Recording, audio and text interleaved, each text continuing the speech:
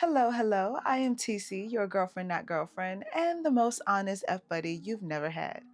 Today's topic, friends with benefits, how to get you one. So throughout my channel, I talk a lot about when you have one, the things you should and shouldn't do, but I haven't really touched on how the hell do you even get one in the first place? That leads me directly into the first thing I feel you should think about when trying to get you a friends with benefits.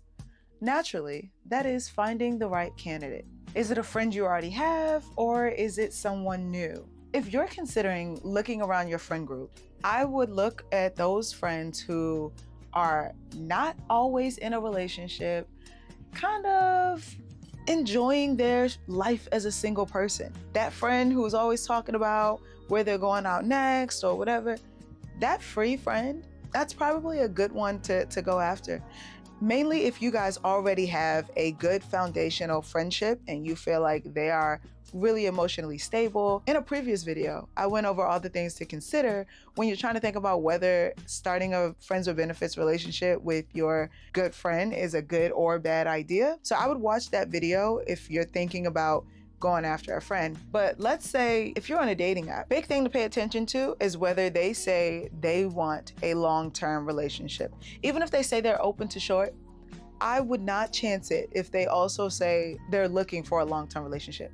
If they also talk a lot about monogamy or the one or anything like that, I would not match with them on, let's say, something like Hinge or Bumble or Tinder. I would say Tinder is probably not a good one in the first place, because Tinder, you may not find a friends with benefits. You're just gonna find a booty call. And I mean, if that's cool, if that's what you want to do, but I would not consider friends with benefits on that app. But on something more in detail about what a person is looking for, like Bumble or Hinge, that's a good place to figure out if you and a person have similar interests. That's a big thing. If you guys have a lot of similar interests and they are not looking for anything long-term, like they have open to short, or they have looking for short, they don't have monogamy or anything like that on their page, that is a good candidate for possible friends with benefits relationship.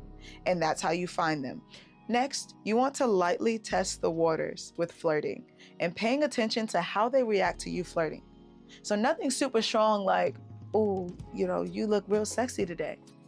That's weird. That's gonna make her feel like you are after something. But something more subtle, like sitting a little bit closer to them while you guys are hanging out, watching a movie or something, or putting you guys in more one-on-one spaces where it's not kind of weird.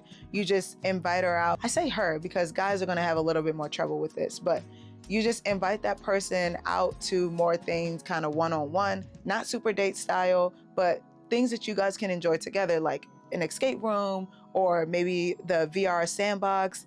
Doing little things like that that are not super intimate is a good idea. That allows you to test the waters. How do they react to that? Are they super excited to participate and go hang with you on these things? Are they kind of like weirded out by it?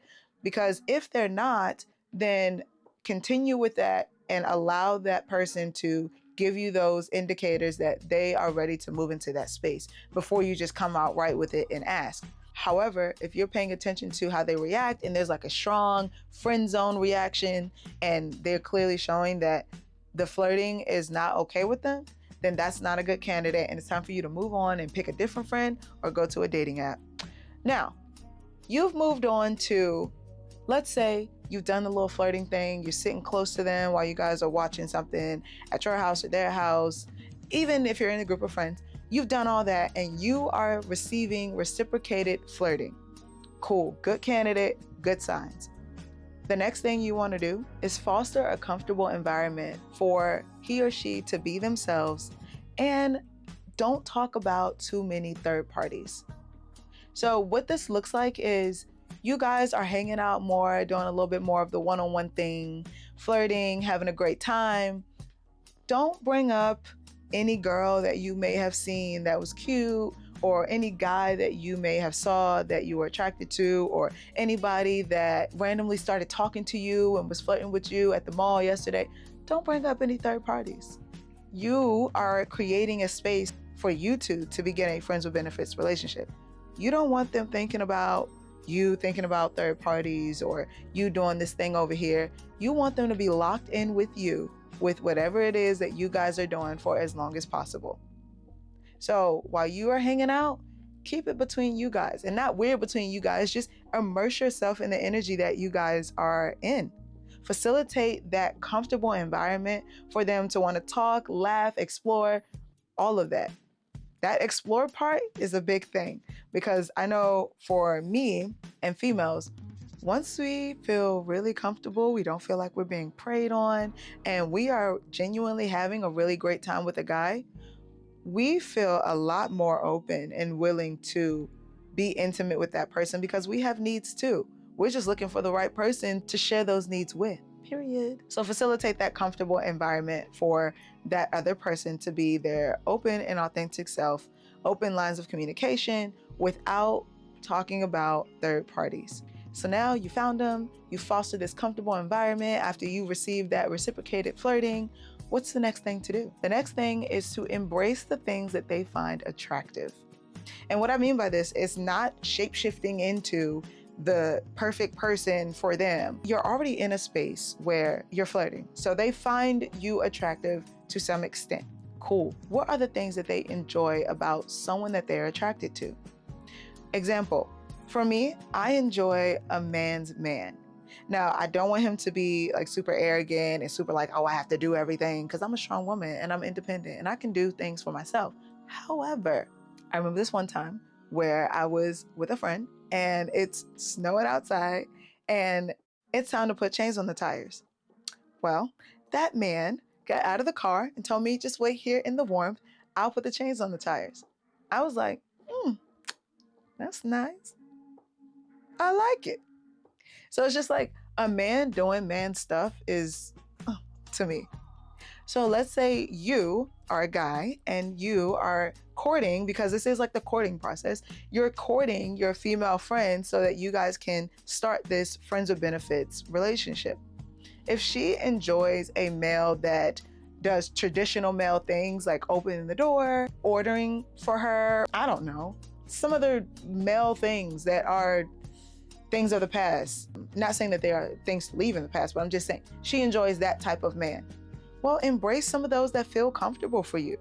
When she is coming to get in your car so that you guys can go off and do something today together, open the car door for her. She's gonna remember that. She's thinking about that while she's trying to make a decision on whether she's going to you. So do those things. Be that positive thing in her mind. Give her ammo so that she can decide when she's ready to pull the trigger. All right, so now we are on the home stretch, my friend. You have found the candidate, you have flirted, they've reciprocated, you've created this comfortable environment for them to be themselves, and you have been embracing the things that they find most attractive, that are comfortable for you. Now you are at that point where the opportunity may present itself any day now. Now, granted, I do not want to overexcite you because it may or may not ever come. Okay, you have to be comfortable and realize that that is not the risk that you're taking, but that's the game that you're playing. There's a possibility that they may never want to move into that intimate space with you, and that's fine. You just find another candidate and run the same play, literally.